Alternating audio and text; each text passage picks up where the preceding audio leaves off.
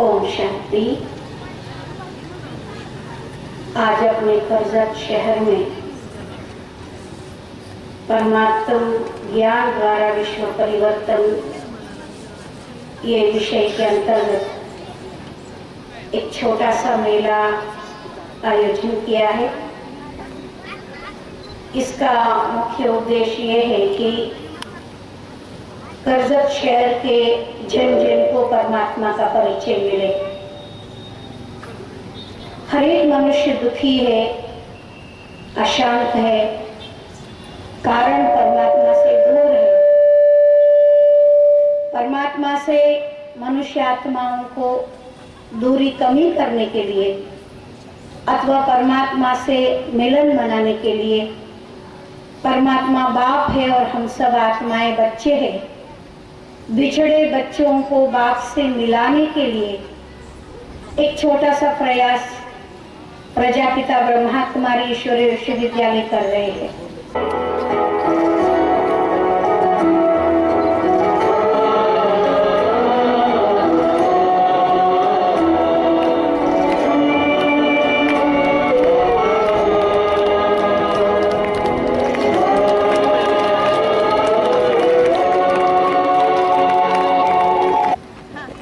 ब्रह्मा कुमारी विश्वविद्यालय कर्जत आयोजित या ठिकाणी आध्यात्मिक कार्यक्रमासाठी उपस्थित असणाऱ्या नगर जिल्ह्याचे ज्यांनी मान महाराष्ट्राच्या कानाकोपऱ्यामध्ये वाढवली, नगर जिल्ह्याचं एक चांगल्या प्रकारे नाव ज्यांनी महाराष्ट्रभर पसरवलं अशा डॉक्टर सुधा कांकरे याजी, त्याच पद्धतीने व्यासपीठावर बाळासाहेबजी साळुंखे, अनिलराव गदादे, उपनगराध्यक्ष सोमनाथजी कुलते, तसेच आमच्या सर्वांच्या आईसाहेब नानी, या भागाच्या नगरसेविका सौमंगल तैतुरडमल, उपस्थित सर्व प्रजापती ब्रह्मा कुमारी ईश्वरी विद्यालय कर्जतच्या सर्व शिविका, सर्व बहिणजी, आज या ठिकाणी कर्जत शहरामध्ये प्रथमच माझ्या माहितीप्रमाणे असा विश्वविद्यालयाच्या वतीने या ठिकाणी कार्यक्रम होत आहे। संध्याकाळचा अतिशय चांगल्या वातावरणामध्ये आणि या ठिकाणी प्रत्येक भक्ताला, प्रत्येक भाऊ बहिणीला या कार्यक्रमाचा चांगल्या प्रकारे लाभ घेता यावा या पद्धतीने 3 दिवसाचे व्याख्यान या ठिकाणी आपण आयोजित केलेलं आहे। म्हणून कर्जत शहरातील सर्व नागरिकांच्या वतीने, कर्जतकरांच्या वतीनं या ठिकाणी 3 दिवसाचे जे कार्यक्रम आहेत, त्याच्या पुढचे जे कार्यक्रम आहेत, सर्व कर्जतकर नागरिकांच्या वतीने या ठिकाणी मनापासून शुभेच्छा देतो। डॉक्टर सुधाताई कांक्रिया, आपण नेत्रतज्ञ असून श्रीजन्माचे स्वागत करा या राष्ट्रीय चळवळीच्या प्रणेत्या आहात। गेल्या 30 वर्षापासून आपण हे कार्य अविरतपणे करत आहात। या चळवळीच्या कार्यामुळे आपणास 2 राष्ट्रपतींच्या वतीने आपले कौतुक करण्यात आलेले आहे। एक ना अनेक अशा पुरस्कार मूर्ती आपण आहात आणि विशेष म्हणजे आपण गेल्या 2 वर्षापासून ब्रह्माकुमारी ईश्वरीय विश्वविद्यालयाच्या आपण रेग्युलर विद्यार्थिनी आहात। या परमेश्वराच्या सत्य ज्ञानाला स्वतःमध्ये धारण करून अनेकांना हा राजयोग शिबिर करण्यास ताई आपण प्रोत्साहित करता। आपल्या साई सूर्य हॉस्पिटलमध्ये तसेच आपले साईबान या ठिकाणी देखील आपण मेडिटेशन रूम बनविली आहे।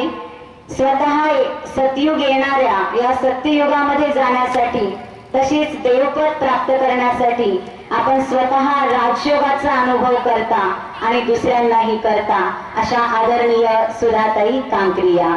ओम शांती, ओम शांती। प्रजापिता ब्रह्मकुमारी ईश्वरी विश्वविद्यालय कर्जत यांनी आयोजित केलेल्या या सुंदर अशा कार्यक्रमामध्ये उपस्थित असणाऱ्या आदरणीय राजराजेश्वरी दीदीजी, आणि उपस्थित सर्व आदरणीय दीदीजी, आदरणीय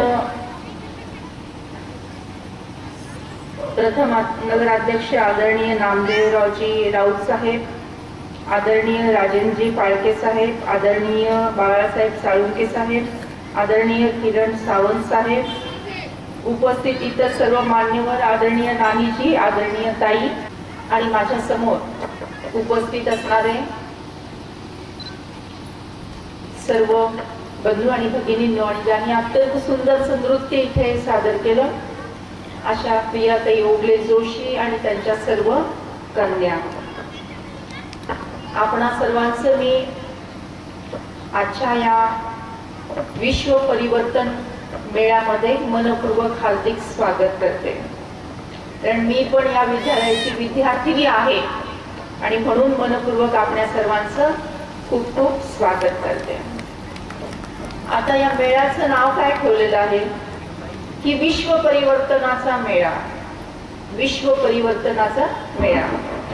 या विश्वाचं परिवर्तन व्हावं, समाजाचं परिवर्तन व्हावं, आपल्या स्वतःचं परिवर्तन व्हावं असं आपल्याला वाटायला लागलंय. का वाटायला लागलंय? परिवर्तन म्हणजे बदल, आणि हे बदल व्हावा म्हणजे आताची जी परिस्थिती आहे ही बदलावी असं आपल्या सगळ्यांना वाटतंय. का वाटतंय? कारण सगळ्यांना माहिती आहे की आताचं युग कुठलं आहे. कुठलं युग आहे? कलियुग आहे. आणि कलियुगामध्ये कलियुगाचं वातावरण कसं आहे की ज्यामुळे घरोघरी दुःख आपल्याला दिसत आहे, अनेक विकार सगळीकडे ठाण मांडून बसलेले दिसत आहेत. तर म्हटलं जातं असं की कलियुग बैठा ठांड मांड के, जाऊं तो मैं कहां जाऊं. कलियुग बैठा ठांड मांड के, जाऊं तो मैं कहां जाऊं. अब घर घर में है रावण, अब घर घर में है रावण, इतने राम कहां से लाऊं. कलयुग बैठा ठांड मांड के, जाऊं तो मैं कहां जाऊं.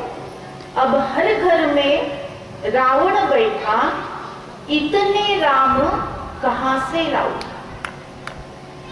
परिस्थिती अशी झालेली आहे की घराघरातून आपल्याला रावणाचं प्रतिबिंब दिसत आहे. रावण होता म्हणे 10 डोक्यांचा. मग हे 10 डोके म्हणजे काय आहेत? तर 5 विकार पुरुषांचे आणि 5 विकार स्त्रियांचे मिळून 10 डोके झालेले आहेत. तर अशा प्रकारचं घराघरातून वातावरण हे कुलुषित होत पाहते. हे केवळ भारताचं चित्र नाहीये, हे संपूर्ण जगाचं चित्र आहे. भारतामध्ये तर खूप चांगल्या गोष्टी आपल्याला पाहायला मिळत होत्या. कोणे एका काळी आपल्या भारतामध्ये सोन्याचा धूर निघत होता असं आपण ऐकत आलेलो आहोत. अशी कहाणी आपण नेहमीच ऐकत आलेलो आहोत की दुधाच्या नद्या वाहत होत्या, सोन्याचा धूर होता, सोन्याचे राजवाडे होते, तिथे असणाऱ्या सगळ्या व्यक्ती या आनंदाने राहत होत्या, भाईचाऱ्याने राहत होत्या, बंधुत्वाने राहत होत्या, आपलेपणाने राहत होत्या. आणि त्यामुळे जसं म्हणतात ना की एक राज्य, एक भाषा, प्रेमाची भाषा, एक राज्य, एक भाषा, एक मत, 16 कला संपन्न, मर्यादा पुरुषोत्तम असं असणारं ते जग, ते सोन्याचं जग, ते सत्य जग, ते सत्ययुग कोण्या एका काळी भारतामध्ये होता असं आपण सगळेजण ऐकत आलेलो आहोत. आपल्याला भारताला स्वातंत्र्य मिळालं. कसं मिळालं? अहिंसा परमो धर्म. आपण काही युद्ध करून स्वातंत्र्य मिळवलंय का? नाही. अहिंसा परमो धर्मः, सत्य, अहिंसा, अपरिग्रह, दया, क्षमा, शांती, समता, ममता, बंधुता या सगळ्यांची गोळाबेरीज करून सत्य हाच धर्म आहे, अहिंसा हेच तत्व आहे, हे समजून उमजून आपल्याला स्वातंत्र्य मिळाले. आणि आजपर्यंत आपण एकाही देशावर लढाई केली नाहीये की आमंत्रण दिलं नाहीये लढाईचं, युद्धाचं. मनामनामध्ये, भारतीयांच्या मनामनामध्ये खोलवर कुठेतरी अहिंसा तत्व हे विराजमान आहे. या अहिंसा तत्वाला परत जागृत करण्याची आज वेळ आलेली आहे. म्हणून कलियुगाचा जो म्हटलेला आहे, कलियुग बैठा ठांड मांड के जाऊ, तो मैं कहाँ जाऊ, अब हर घर में रावण दिखता, इतने राम कहाँ से लाऊ. एवढे राम आपण कुठून आणणार? कारण घराघरातून रावण दिसत आहे. मग विश्व परिवर्तन कसं झालं पाहिजे? तर साक्षात प्रजापिता ब्रह्मकुमारी ईश्वरीय विश्वविद्यालय याच्या स्थापनेला 80 वर्ष झालेली आहेत. ही स्थापना स्वयं परमात्मा यांनी ब्रह्माच्या शरीरामध्ये अवतरित होऊन ज्ञान दिलंय. ज्ञानाची गंगा, ज्ञानाचा कलश माता भगिनींच्या डोक्यावर दिलेला आहे. आणि एवढ्या ब्रह्मकुमारीच आज तत्परतेने काम करताना आपल्याला दिसत आहे. 135 देशामध्ये ही संस्था काम करते. ही संस्था तुम्हाला आता इतक्या वर्षापासूनचा अनुभव कदाचित कर्जतकरांना असेल की कधीही कोणाकडे डोनेशन मागायला जात नाही. डोनेशनची पावती फाडा असं कधीही पण विनंती तुम्हाला करणार नाही. पण तुम्हाला छान वाटलं, तुम्ही आलात, तुम्ही काही दिलं तर ठीक आहे, चांगल्या पाहुणेने. पण कधी पण डोनेशनची पावती इथे फाडली जात नाही, डोनेशनचा आग्रह इथं धरला जात नाही. तरी पण 135 देशामध्ये अत्यंत सुंदर रीतीने, पॉझिटिव्ह एनर्जीने ही संस्था काम करताना दिसत आहे. या सगळ्या संस्थेच्या म्हणजे जे विश्वामध्ये पसरलेल्या संस्थेच्या जर चेअरमन कोण असतील तर त्या 100 वर्षाच्या जानकी राजे आहेत. किती वर्षाच्या? 100 वर्षाच्या. 100 वर्ष उलटून 2 महिने झाले आता.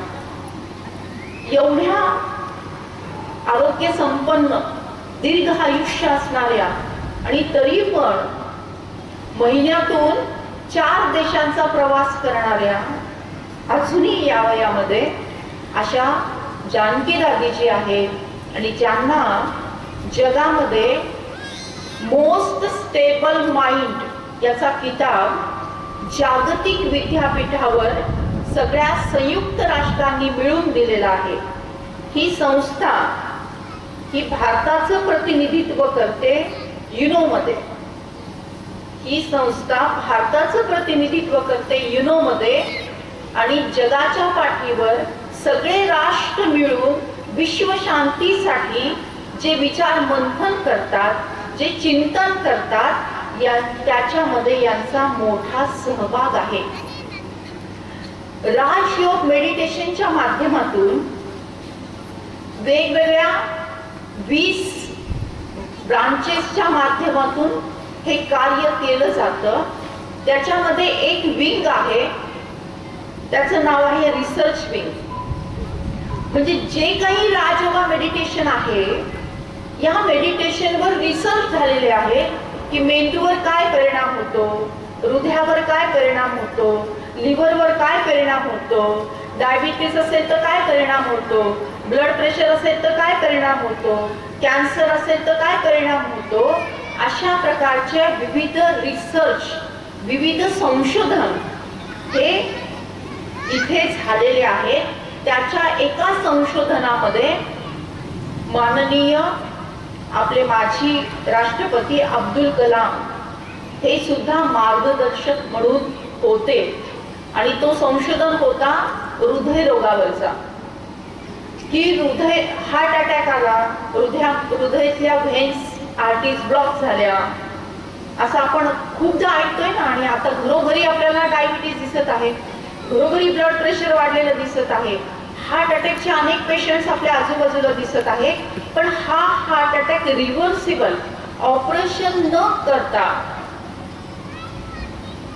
मेडिटेशनच्या माध्यमातून कसं पूर्ववत होता येईल, कसं नॉर्मल होता येईल, हे राजयोगा मेडिटेशनच्या माध्यमातून घडलं आहे.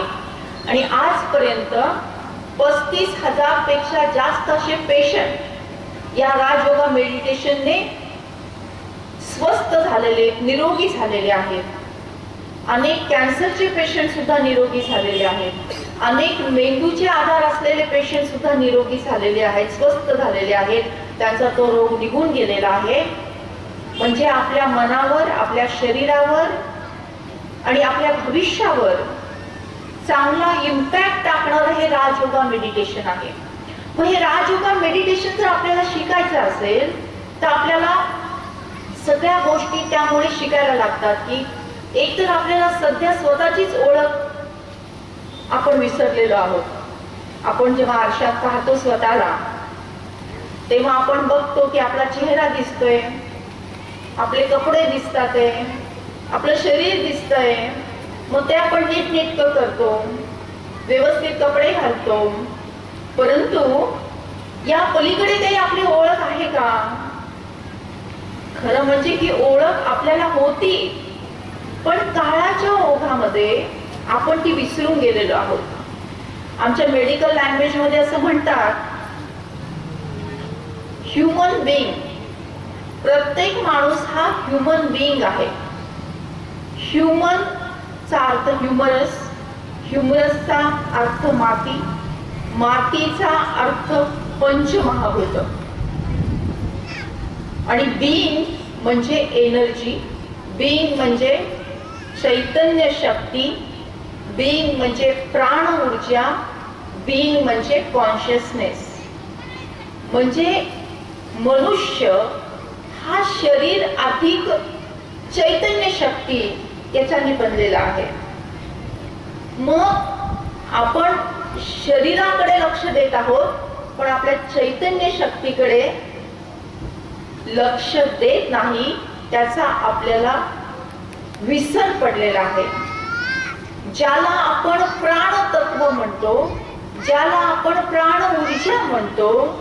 एखादा माणूस जर देवाघरी गेला, आपल्याकडे पद्धत आहे देवाघरी गेला म्हणायची, किंवा आपल्याकडे पद्धत आहे स्वर्गात गेला म्हणायची, किंवा आपल्याकडे पद्धत आहे वर गेला म्हणायची, बरोबर आहे ना? आपण कधी म्हणत नाही की नरकात गेला, म्हणतो का? नाही, आपण म्हणतो वर गेला, स्वर्गात गेला. तर मृत्यू पावल्यानंतर शरीरातले प्राण कडू उडून जातात, एवढं आपण ऐकलेलं आहे. मृत्यू झाल्यानंतर शरीरातले प्राण कडू उडून जातात आणि राहतं फक्त शरीर. मग शरीरासाठी आपण रोज जेवण करतो, खातो, पितो, शरीरासाठी नीटनेटके कपडे घालतो, आपलं सगळं व्यवस्थित राहण्यासाठी आपण केस विंचरतो, सगळं पावडर लावतो, कुणी मेकअप करतं, कुणी काय करतं. परंतु या शरीराला चालवणारी जी चैतन्य शक्ती आहे, शरीराला चालवणारी जी प्राण ऊर्जा आहे, ती जी आपल्या सोबत कायम येणार आहे, त्याकडे आपलं लक्ष नाही. म्हणून ती प्राण ऊर्जा क्षीण क्षीण क्षीण क्षीण होत चाललेली आहे दिवसेंदिवस. जेव्हा आपण गीता ज्ञान घेतो, गीतेचं ज्ञान घेतो, त्यात सांगितलेलं आहे की ही चैतन्य शक्ती, ही प्राण ऊर्जा, ही अजर अमर अविनाशी आहे. अजर म्हणजे ती कधी अशी वय म्हातारी झाली अशी होत नाही. अमर, अमर आहे, ती कधी मरत नाही. अविनाशी, ज्याचा कधी नाश होत नाही. मग ही चैतन्य शक्ती, ही चैतन्य सत्ता, ही प्राण ऊर्जा ही अजर अमर अविनाशी आहे. मग मृत्यू समयी आपण फक्त शरीर सोडतो, पण प्राण ऊर्जा इथून निघून गेल्यानंतर परत दुसऱ्या शरीरामध्ये प्रवेश करते आणि पुढचा तिचा प्रवास सुरू होतो. मग नेहमी इकडून तिकडे जाणारी जी आहे, शरीर बदलणारी जी आहे, ज्याला गीता ज्ञानामध्ये आपल्याला गीतेमध्ये असं सांगितलेलं आहे की चैतन्य शक्ती ही अमर आहे आणि शरीर हे वस्त्र आहे. जसं रोज आपण कपडे बदलतो तसं जन्म आणि मृत्यूच्या या प्रवासामध्ये प्राण ऊर्जा ही आपलं स्वतःचं शरीर बदलत असते. मग आपल्या सोबत येतं काय की जे प्राण ऊर्जामध्ये रेकॉर्ड झालेलं असेल, जे प्राण ऊर्जामध्ये ज्याचं इम्प्रेशन असेल, ज्या प्राण ऊर्जामध्ये जे संस्कार झालेले असतील, तेवढंच फक्त आपल्या सोबत येतं एका जन्मातून दुसऱ्या जन्मात जाताना. मग जे सोबत येतं त्याच्याकडे आपण जास्त लक्ष दिलं पाहिजे ना. जे सोबत येतच नाही त्याच्याकडे लक्ष देऊन पण काही उपयोग होत नाही. परंतु काळाच्या ओघामध्ये सगळ्या ज्या काही महत्वाच्या गोष्टी आहेत त्या आपण विसरून गेलेलो आहोत. परंतु राजयोगाचं जेव्हा आपण 7 डेजचा कोर्स करतो, 7 दिवसाचा कोर्स करतो, त्याच्यामध्ये आपला स्वतःचा योग्य तो परिचय सांगितला जातो. ईश्वर आपल्याला माहिती आहे. आपण रोज ईश्वराचं एकदा तरी नाव घेतो. आपल्या सगळ्यांच्या घरामध्ये छोटं तरी देवघर आहेच. आपण रोज नमस्कार करतोच, देवाची आठवण पण करतो. काही दुःख झालं तर म्हणतो अरे देवा ये रे, मला उचल रे, मला मदत कर रे. म्हणजे देव आणि ईश्वर याची पण आठवण करतो. पण नक्की देव कसा आहे, त्याचं स्वरूप काय आहे, त्याचं कार्य काय आहे वगैरे वगैरेची माहिती या 7 दिवसाच्या कोर्समध्ये दिली जाते. त्यानंतर कर्माची गुह्य गती. कर्म आपल्याला माहिती आहे की कर्म आपण करतो, जे पेरतं ते उगवतं, एवढं आपल्याला माहिती आहे. पण कर्माची गुह्य गती यापेक्षा पण काही वेगळी आहे. त्याच्यामध्ये खूप काही रहस्य दडलेले आहेत. ती कर्माची गुह्य गती इथे पण शिकवली जाते. आपल्याला माहितीये की आंब्याचं बी पेरलं तर आंब्याचं झाड येतं, कडुलिंबाचं बी पेरलं तर कडुलिंबाचं झाड येतं. कर्म जैसा करोगे फल वैसा ही पाओगे. कर्म जैसा करोगे फल वैसा ही पाओगे. नीम बोने वालों को आम कैसे मिलेंगे. म्हणजे आपल्याला जर आंब्याची गोड फळं खायची असेल तर आपल्याला कडुलिंबाचं बी पेरून चालणार आहे का? चालणार आहे का? नाही चालणार. मग आंब्याचंच गोड फळ, आंब्याचंच बी पेरायला लागेल ना, तेव्हा आंबाच येईल, आंब्याचं झाड येईल, आंब्याचं फळ येईल आणि मग ते आपल्याला आंबे खाता येतील. आज जर आपण पाहिलं तर आपण कसली पेरणी करतोय. आज आपल्याकडे सगळीकडे दुष्काळाचं वातावरण आहे. पाणीच नाही. पाण्यासाठी आपण कितीतरी याचना करत आहोत. 8 दिवसातून एकदा पाणी येते, ते सुद्धा आपण नीट जपून वापरत नाही आहोत. त्यामुळे अजून पाण्याची टंचाई सुरू झालेली आहे. प्यायला पाणी नाही, शेतीला पाणी नाही, कारखान्याला पाणी नाही, साफसफाईला पाणी नाही. पाण्याचा किती मोठा प्रश्न निर्माण झालेला आहे. पाणीच मिळालं नाही, पाऊसच पडला नाही तर त्याला कोरडा दुष्काळ म्हणतात. खूप पाऊस पडला आणि पूर आला तर त्याला ओला दुष्काळ म्हणतात. पण जिथे शब्द थांबले त्याला मुका दुष्काळ म्हणतात. आपल्याकडे कोरडा दुष्काळ बरोबर एक मुका दुष्काळ पण निर्माण झालेला आहे. कसला? तर गर्भात असलेल्या चिमुकलीला आपण जन्मालाच येऊ देत नाही, तिला तर काही बोलताच येत नाही. मग हा मुका दुष्काळ नाही का? मागच्या 30 वर्षामध्ये, केवळ 30 वर्षामध्ये 1.5 कोटी चिमुकल्या, किती 1.5 कोटी चिमुकल्या या गर्भावस्थेत मारल्या गेलेल्या आहेत आणि त्या पण फक्त भारतामध्ये. भारतासारख्या सुसंस्कृत अशा देशामध्ये 30 वर्षामध्ये 1.5 कोटी चिमुकल्या या गर्भातच जन्माला येण्यापूर्वीच मारून टाकल्या गेलेल्या आहेत. ही जी चिमुकली आहे ती आपल्या आईला म्हणते, आई तुझं बाबांचं आजींचं आजोबांचं बोलणं काल रात्री ऐकलं मी आई. तुम्ही सगळ्यांनी मिळून ठरवले ना की उद्या मला डॉक्टर काकांकडे घेऊन जायचंय. नको काही नको असं करू नको ग. मला डॉक्टर काकांकडे घेऊन जाऊ नको का आई. मला डॉक्टर काकांची खूप खूप भीती वाटते ग. ते डॉक्टर काका मोठं मोठं शस्त्र घेतील ग. माझ्या डोक्याच्या चिंध्या चिंध्या करून टाकतील ग. इवलीशे नाजूकशे कोमलशे माझे हातपाय आई तोडून टाकतील ग. आणि रक्तबंबाळ झालेला माझा हा देह आई उकड्यावर फेकून देतील. कुत्रे येतील, झडप घालतील, तोंडात पकडतील, गल्लीवर फिरवतील ग आई. माझ्या शरीरातलं ठिपकणारं ते रक्त आई तू पाहू शकशील. माझ्या शरीराची झालेली विटंबना आई तुला सहन होईल. नाही आई नाही, तू हे सहन करू शकणार नाही ग. आई असं करू नको ग, मला मारू नको ग. मी तुला कसलाही त्रास देणार नाही, कुठलाही हट्ट मी करणार नाही ग. मला लाडू नको, पेढे नको, करंजी नको, पुरणपोळी नको, काही गोडधोड देऊ नकोस ग. कालची उरलेली शिळी असलेली भाकरी जरी आई मला मिळाली ना तरी चालेल ग. 2-2, 3-3 दिवस आई मी ते पुरून पुरून खाईल ग. पण आई मला जन्म घेऊ दे ग. मला तुझ्या मांडीवर खेळायचंय, आजी आजोबांच्या गोष्टी ऐकायच्या आहेत, तुझं बोट पकडायचंय, बाबांचं बोट पकडायचंय, शाळेमध्ये जायचंय, खूप खूप शिकायचंय ग आई मला. आई तुला असं वाटत नाही का ग की सावित्रीबाई फुलेंचा अंश माझ्यामध्ये असेल. आई तुला असं वाटत नाही का ग की जिजामातांचा मातृशक्तीचा आविष्कार माझ्याकडून येईल. आई तुला असं वाटत नाही का ग की झाशीच्या राणीची क्रांती करण्याची उमेद माझ्यामध्ये असेल. आई मला हे सगळं करायचंय ग, पण कधी तू मला जन्म दिला तरच ना. वेळ नाही गेली अजून हाक देते मी तुला.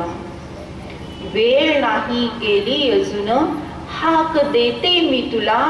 खुडू नको कळी आई, खुडू नको कळी आई. देश घडवायचाय मला, देश घडवायचाय मला.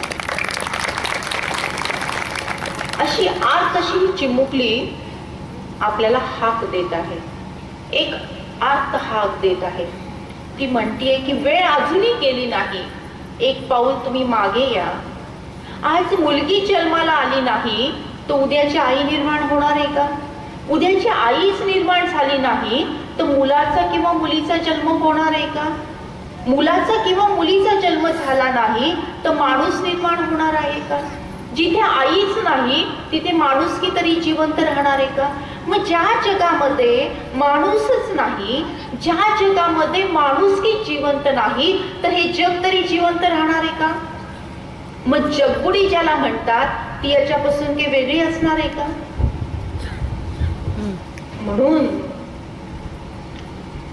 म्हणून म्हणतात ब्रह्मकुमारीच की विश्व परिवर्तन झालं पाहिजे. असा समाज आपल्याला नकोय की पोटात असलेल्या चिमुकलीलाच मारून टाकायचं. शत्रूला सुद्धा अशी वेळ येऊ नये इतकं भयानक असं समाजामध्ये वातावरण झालंय. पण नाही, काही मुठभर लोक आज चांगली आहेत, जे चांगलं काम करतात आणि त्यांच्या चांगल्या कामाच्या व्हायब्रेशनमुळे आज हे जग जिवंत आहे. चांगल्या कामाच्या स्पंदनांमुळे आज हे जग जिवंत आहे. मग त्याच्यामध्ये अनेक ऋषीमुनी आहेत, अनेक योगी आहेत. ब्रह्मकुमारीचा वाटा त्याच्यामध्ये अधिक आहे. संपूर्ण जगामध्ये 10 लाखपेक्षा जास्त ब्रह्मकुमारी संस्थेशी निगडीत असणारे परिवार आज या मार्गाने, चांगल्या मार्गाने काम करत आहेत. मध्यंतरी 1993 मध्ये एक प्रयोग झाला ब्रिटनमध्ये, की त्या काळामध्ये तिथे हिंसा इतकी वाढली की लोक एकमेकांना मारायला लागले, एकमेकांचं खून करायला लागले. तेव्हा खूप काही म्हणजे मेजॉरिटी सगळे जेलमध्ये, मग नागरिक म्हणून कमी लोक राहायला लागले. मग प्रशासनाला खूप मोठा प्रश्न पडला की कसं सांभाळायचं हे. मग तेव्हा 4000 लोकांनी रोज 3 तास असं 3 महिने मेडिटेशन केलं. 4000 लोकांनी रोज 3 तास असं 3 महिने मेडिटेशन केलं. आणि नंतर पोलीस स्टेशन मध्ये रिपोर्ट घेतला, क्राईम रिपोर्ट. त्यात असं लक्षात आलं की 50% क्राईम्स कमी झालेले आहेत. किती? 50% क्राईम्स कमी झालेले आहेत. म्हणजे मेडिटेशन मध्ये एवढी शक्ती आहे, एवढी पॉवर आहे की त्यामुळे फक्त स्वतःमध्ये बदल होतो असा नाही, तर आजूबाजूच्या लोकांमध्ये, आजूबाजूच्या वातावरणामध्ये सुद्धा बदल होतो. आता आपण म्हणतो पाऊस पडत नाहीये, हे का असं झालं? का पाऊस रुसला आपल्यावर? आपणच पावसांना नाही रुसवलं का? मग परत आपल्याला पावसांना प्रसन्न करायचं असेल, परत एकदा ही सृष्टी परत एकदा हरीभरी सुखमय वातावरणाची, सगळीकडे फुलं झाडं फुललेली अशी हवी असेल, तर परत एकदा आपल्याला चांगल्या विचारांचं रोपण करावं लागेल. चांगल्या विचारांचं रोपण करावं लागेल. मेडिटेशनचं खत पाणी त्याला घालावं लागेल. दिव्य गुणांची धारणा आपल्याला करावी लागेल, तरच परिवर्तन होऊ शकेल.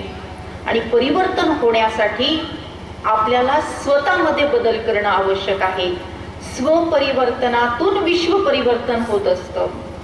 स्वतःमध्ये बदल झाला तर, सगळ्यांनी स्वतःमध्ये बदल केला तर परिवर्तन होईल. आणि सगळ्यांनी एकमेकांकडे बोट दाखवलं की नाही तुम्ही बदला, तुम्ही बदला, तुम्ही बदला, तर बदल होईल का? नाही. पण दुसरं बदलणं हे आपल्या हातात आहे का? नाही. दुसऱ्यांना बदलवणं हे आपण करू शकतो का? नाही. आपली गुरुकिल्ली आपल्याच हातात आहे ना. म्हणून आपली गुरुकिल्ली फिरवायची. आपल्या स्वतःचं परिवर्तन जेव्हा आपण करू तेव्हा आपल्या घरातील सगळ्यांचं परिवर्तन हळूहळू होतं. आणि जेव्हा असं घर घर जोडलं जातं तेव्हा समाज होतो. समाज जोडला जातो तेव्हा देश होतो. आणि देश जोडले जातात तेव्हा जग होतं.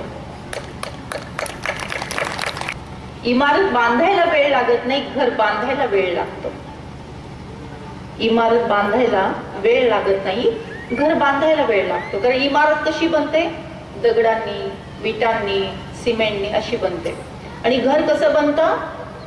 आईनी, वडिलांनी, मुलांनी, भावांनी, बहिणींनी, आजींनी, आजोबांनी, आत्यांनी, मावशींनी असं घर बनतं. इमारत बांधायला वेळ लागत नाही, घर बांधायला वेळ लागतो. इमारत बांधायला वेळ लागत नाही, घर बांधायला वेळ लागतो. घरामध्ये 2 जीवांचा खराखुरा मेळ लागतो. घरामध्ये 2 जीवांचा खराखुरा मेळ लागतो. घर सगळ्यांचं असतं. घर सगळ्यांचं असतं. एकाने पसरवलं तर दुसऱ्याने ते आवरायचं असतं. इमारत बांधायला वेळ लागत नाही, घर बांधायला वेळ लागतो. घर सगळ्यांचं असतं. एकाने पसरवलं तर दुसऱ्याने ते आवरायचं असतं. घर असावे घरासारखे नकोच नुसत्या भिंती. घर असावे घरासारखे नकोच नुसत्या भिंती. इथे असावा प्रेम जिव्हाळा नकोच नुसती नाती. घर असावे घरासारखे नकोच नुसत्या भिंती. इथे असावा प्रेम जिव्हाळा नकोच नुसती नाती. या घरातून पिल्लू उडावे, या घरातून पिल्लू उडावे घेऊन दिव्य शक्ती. आकाशाचे पंख असावे पण उंबून त्यावर भक्ती. असं घर आपल्याला निर्माण करायचं आहे. इमारत तर आपण असं निर्माण करू, त्याला 2 महिने, 3 महिने, 6 महिने, वर्ष लागेल. पण घरातल्या लोकांना सांभाळणं, त्यांना 1 रुपयामध्ये ठेवणं, त्यांना एका मालिकेमध्ये बांधणं हे मात्र आजकाल कठीण आहे. पण तेच करणं आज आवश्यक आहे. अशा प्रकारच्या घराघरातून स्वर्ग निर्माण व्हावा, समाजामध्ये स्वर्गाचं प्रतिबिंब दिसावं, जगामध्ये स्वर्ग दिसावा, भारतामध्ये स्वर्ग निर्माण व्हावा, यासाठी सगळ्या ब्रह्मकुमारीच प्रयत्नशील आहेत, काम करत आहेत आणि आपणही त्याच्यामध्ये सहभागी होऊयात आणि आपणही या विश्व परिवर्तनाच्या सकारात्मक कार्यामध्ये, दिव्य कार्यामध्ये, पुण्यकारी कार्यामध्ये सहभागी होऊयात. इथून पुढे उद्या परवा सुद्धा खूप छान छान कार्यक्रम आहेत. खूप मोठे मोठे वक्ते इथे येऊन तुम्हाला माहिती देणार आहेत आणि यानंतरचा जो राजयोग शिबिर आहे त्यातून आपल्याला सर्वांगीण माहिती मिळणार आहे. तो राजयोग शिबिर जास्तीत जास्त लोकांनी करावा आणि स्वतःचं कल्याण करावं. स्वतःचं कल्याण करता करता आपोआपच सगळ्यांचं कल्याण होणार आहे. मग आपल्या या समाजामध्ये 2 मोठे गैरसमज आहेत. एक गैरसमज आहे की मुलगा हाच वंशाचा दिवा आणि मुलगी मात्र पराया धन. आपण अहमदनगर जिल्ह्याचा जर सेक्स रेशो पाहिला ना, तसं लक्षात येईल की अहमदनगर जिल्ह्यामध्ये जसं पाण्याची टंचाई कर्जतमध्ये जास्त आहे, तसं मुलींची टंचाई पण कर्जतमध्ये जास्त आहे. मुलींची संख्या पहिल्यापेक्षा थोडी वाढली, पण अजून खूप वाढणं आवश्यक आहे. आणि मला खात्री, इथं बसलेले सगळे आमचे बंधू, आमच्या भगिनी, आमच्या माता, आमचे सगळे इथे बसलेले बंधू सगळेजण या कामाशी जोडले जाते. तर हे इतकं पुण्याचं काम आहे. मी स्वतःचा अनुभव तुम्हाला सांगते की इतकं पुण्याचं काम आहे की हे पुण्य आपण बाकी कशाने कमवू शकत नाही. एक मुलीला जन्म देणे, तिचं पालन पोषण करणे, तिला शिकवणे, तिला एक माणूस म्हणून चांगलं घडवणे, हे जेवढं पुण्याचं काम आहे ना, त्याची तुलना कशाची करता येणार नाही. पण सगळ्यात कमी सेक्स रेशो आपल्या कर्जत मध्ये आहे, याचं मात्र तुम्हाला आणि मला सुद्धा खूप वाईट वाटतं, खूपच वाईट वाटतं. मग हे कशामुळे होतं हे जेव्हा आपण लक्षात घेतो तेव्हा खूप कारण आहेत, खूप कारण आहेत. पण त्यातलं एक कारण मी सांगते, कारण वेळ नाही आपल्याला, 5च मिनिटं. तर त्यातलं एक कारण आहे, ते कारण म्हणजे गैरसमज. मुलगा हाच वंशाचा दिवा, मुलगी मात्र पराया धन. मग मुलाला वंशाचा दिवा का म्हणतात? याचा जर अभ्यास केला तर असं लक्षात येतं की मुलगा शिकतो, मुलगा कमावतो, मुलगा म्हातारपणाची काठी होतो आणि शेवटी अग्नी देण्यासाठी मुलगा लागतो असं म्हणतात. हे 4 कारण समाज पुढे करतो. आपण तुलनात्मक अभ्यास करूया. मुलगा शिकतो, मुलगी पण शिकते. आपण पाहतोय की 10वीचे निकाल, 12वीचे निकाल, विद्यापीठाचे निकाल, कोण पुढे आहे? कोण पुढे आहे? कोण पुढे आहे? मुलगी पुढे आहे. इकडे कोण पुढे आहे? बंधूंना विचारते, बंधू पण म्हणतात मुलगी पुढे आहे. खरंय, म्हणजे शिक्षणामध्ये कुठे कमी नाही. मुलगा शिकतो, मुलगी पण शिकते. मुलगा कमावतो, मुलगी पण कमावते. आज इंजिनियर होते, डॉक्टर होते, वकील होते, सरपंच होते आणि सरपंचापासून ते राष्ट्रपती पदापर्यंतची सगळी जबाबदारी ती आज समर्थपणे पेलताना दिसत आहे. म्हणजे तो कमावतो, ती पण कमावते. आता एखादा प्रश्न तुमच्या मनात असा येईल की घरात असलेली चिमुकली काय कमवते? ती तर उद्याची आई आहे. मग आई काय कमवते? तर आईची जी कमाई आहे ना, ती कमाईची तुलनाच आपण करू शकत नाही. घराला घरपण देणारी आई आहे, घराला घरपण देणारी आई आहे. 2 दिवस आई गावाला गेली तर सगळ्या वस्तू सापडतात का जागेवर? हे नाही ते सापडत नाही, तर नाही. जेवायचा प्रश्न, याचा प्रश्न. घराला घरपण देणारी आई आहे, वास्तूचं मंदिर करणारी आई आहे, मुलांना संस्कार देऊन अवघी पिढी घडवणारी आई आहे. आई पहिली गुरु आहे आई पहिली पाठशाळा आहे, एवढंच कशाला, वात्सल्य नावाच्या जागतिक विद्यापीठाची कुलगुरू कोण आहे, तर ती आई आहे. म्हणून म्हणतात स्वामी तिन्ही जगाचा, आई विना भिकारी. तिन्ही जगाचा स्वामी जरी असला पण आई नसली तर तो भिकारी ठरतो. म्हणजे आईची ही कमाई कुठल्याही तराजूवर तोलता येत नाही. आईची कमाई कुठल्याही फुलपट्टीने मोजता येत नाही. आईची कमाई ची तुलना आपण कशाशीच करू शकत नाही. म्हणून म्हणतात ना की देव प्रत्येक घरात जाऊ शकत नाही, म्हणून त्यांनी घराघरातून आई निर्माण केली. म्हणजे तो कमावतो, ती पण कमावते. तो म्हातारपणाची काठी होतो, इथं मात्र प्रश्नचिन्ह लावावं लागेल. खरं तर श्रावण बाळाचा आपला इतिहास सांगणारा आपला देश आहे. घराघरातून श्रावण बाळ असायला पाहिजे, पण कुठे सापडतात का श्रावण बाळ? तुमचं काय मत आहे? सापडतात श्रावण बाळ? नाही सापडत. म्हणून तर सरकारला अशी नोटीस काढावी लागली की आपण आपल्या आई वडिलांना जर सांभाळलं नाही तर तुम्हाला अमुक अमुक दंड होईल, शिक्षा होईल.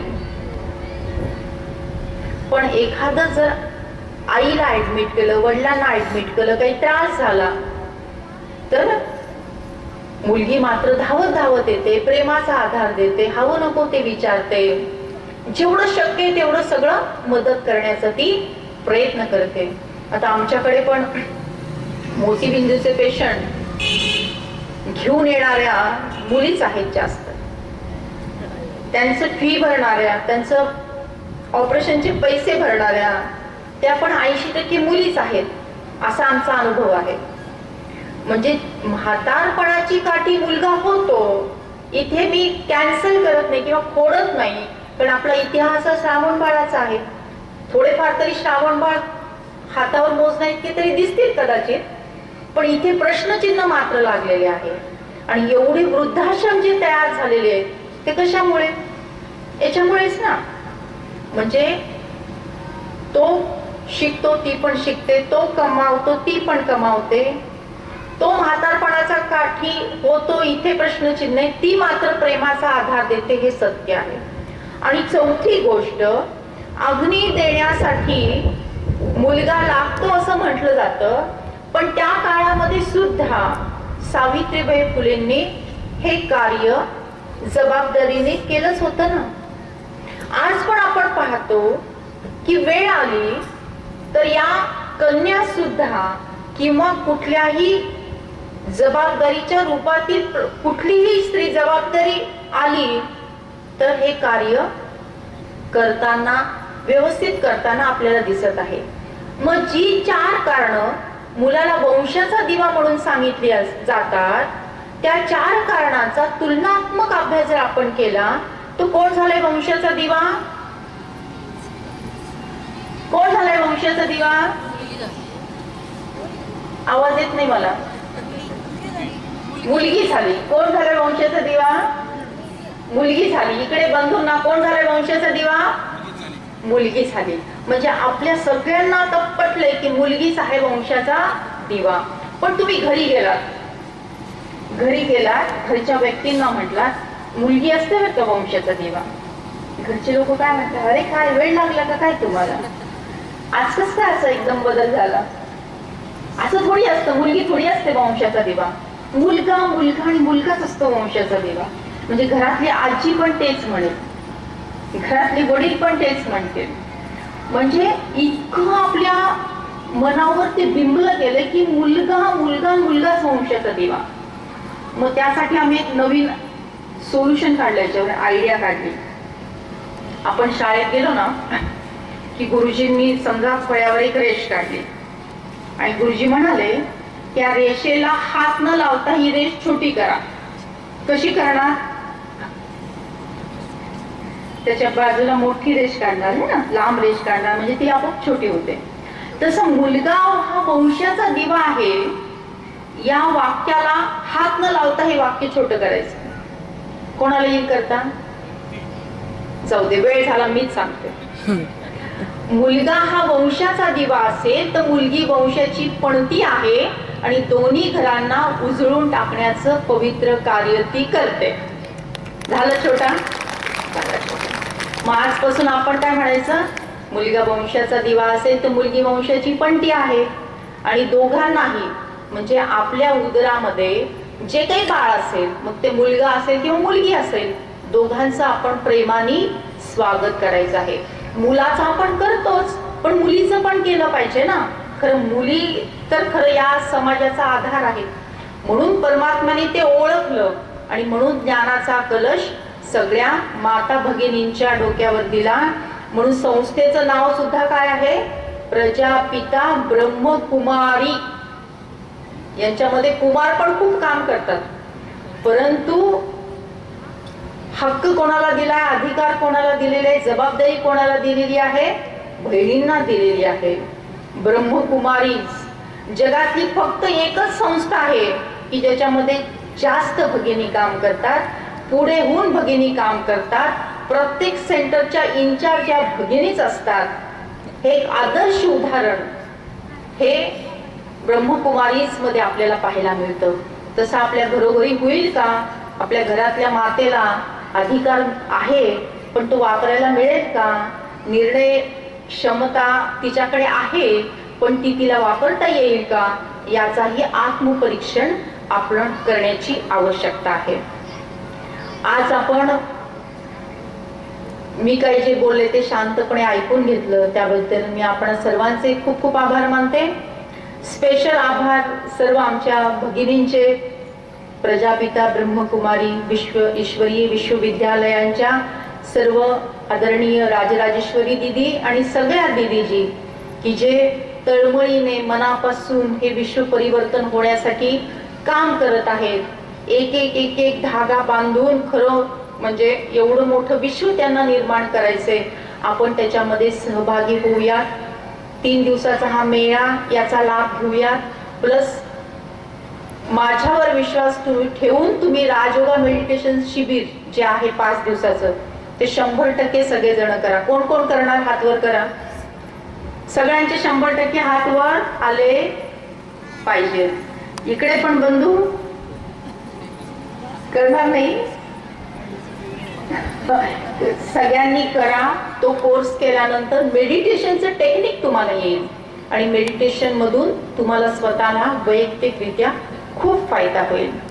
तर एक योजना मी नगराध्यक्ष साहेबांना सांगते की आपल्या कर्जत शहराची लोकसंख्या किती आहे? 18,000 लोकसंख्या आहे. सगळेजण नीट ऐका.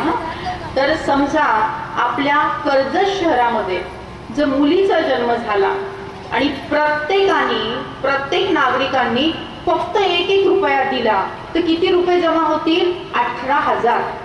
किती? 18,000. मग ह्या 18,000 रुपये त्या मुलीच्या नावाने फिक्स डिपॉझिट केले तर जेव्हा ती 10वी पास होईल तेव्हा तिचे लाखो रुपये होतील. तर अशा प्रकारची योजना मला वाटतं नगराध्यक्ष साहेब आपण पुढाकार घेऊन जर राबवली तर खूप मोठं कल्याण होईल. 1-1 रुपया द्यायला काही अवघड आहे का? तुम्ही देणार का सगळे 1-1 रुपया? बघू बरं, हात वर करा. 1-1 रुपया सगळे देणार? देणार. व्हेरी गुड, टाळ्या वाजवूया. सर सांगत आहे की मागच्या 8 दिवसामध्ये 3 मुलींच्या नावाने 1,000 रुपयाची FD सरांच्या माध्यमातून झाली. जोरदार टाळ्या वाजवा. नगर पंचायतच्या वतीने पण आपल्या कर्जत आपल्या शहराच्या वतीने ही याला म्हणतात 1 रुपयाची जादू योजना. जादू होते की नाही? 1 रुपया तुम्हाला द्यायचंय, फक्त 1 रुपया, पण मुलीच्या नावाने पडणार 18,000 आणि 10वीची परीक्षा झाल्यानंतर होणार लाखो रुपये. म्हणजे प्रत्येक मुलगी काय झाली? लखोपती. अशी व्हायला पाहिजे ना. कर्जत मुलगी मधली प्रत्येक मुलगी लखोपती झाली पाहिजे ना. तर त्यासाठी नगराध्यक्ष साहेब आपण जरूर पुढाकार घ्या आणि त्यामुळे हे खूप चांगलं कार्य तुमच्याकडून घडून जाईल. तुम्हाला या कार्यासाठी शुभेच्छा देते. आपण एक छोटी प्रतिज्ञा घेऊया. भारत माझा देश आहे. सारे भारतीय माझे बांधव आहेत. माझ्या या देशात स्त्री पुरुष समानता नांदावी यासाठी मी सदैव प्रयत्न करेन. स्त्री एक महान शक्ती आहे. ती अनंत काळची माता आहे. मुलगा वंशाचा दिवा असेल तर मुलगी वंशाची पणती आहे. तिचा आदर सन्मान मनापासून करणे हे माझे कर्तव्य आहे. मी हुंडा घेणार नाही. मी हुंडा देणार नाही. मी स्त्री भ्रूण हत्या करणार नाही. करू देणार नाही. मी स्त्री जन्माचे स्वागत करेन. तिला सशक्त करेन अशी शपथ सर्वांच्या साक्षीने आम्ही घेत आहोत. हात खाली घ्यायचा आणि भारत मातेचा जय जयकार हात उंच करून उंच आवाजात करायचंय. भारत माता की वंदे